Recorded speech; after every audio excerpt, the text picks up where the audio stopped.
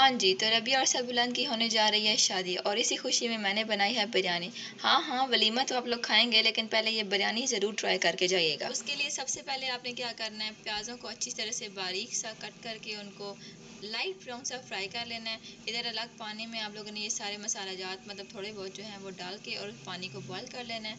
उसके अंदर चावल वगैरह डालने हैं और साथ में चिकन को अच्छी तरह से फ्राई करना है। जब अच्छी तरह से फ्राई हो जाए तो इसमें आपने डालना है जिंजर गार्लिक का पेस्ट और उसको भी मज़ीद अच्छी तरह फ्राई करके उसमें आप डालेंगे टमाटर। इसमें आप डालेंगे बिरयानी मसाला, दड़ा मिर्च और रेड लाल मिर्च। इनको अच्छी तरह से फ्राई करने के बाद 2 चम्मच दही डालना है और अच्छी तरह से मिक्स करना है ताकि ऑयल और जो मसाला है वो अलग-अलग हो जाए। अच्छी तरह से इनको मिक्स करने के बाद ये है मेरे सारे इंग्रेडिएंट्स जो मैं डालती हूँ तह लगाने में। और लिटरली ये बिरयानी की तह लगाना one of the my favourite most favourite part. तह वगैरह वो जो हम मैंने लगा ली थी, साथ में मैंने सैलेड वगैरह बनाया, बर्तन वगैरह धो दिए क्योंकि जब अम्मा ने किचन में आना होता है और किचन में गंदे बर्तन हो तो जो कुत्ते वाली बेइज्जती होती है ना, आई कैन अंडरस्टैंड दैट।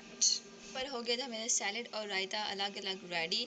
उसके बाद मैंने निकाला दम और ये देखें गाइस, क्या कलर और खुशबू तो आप बिल्कुल भी अंदाज़ा लगा ही नहीं सकते। इतनी कोई ज़बरदस्त खुशबू थी, इतनी कोई ज़बरदस्त खुशबू थी।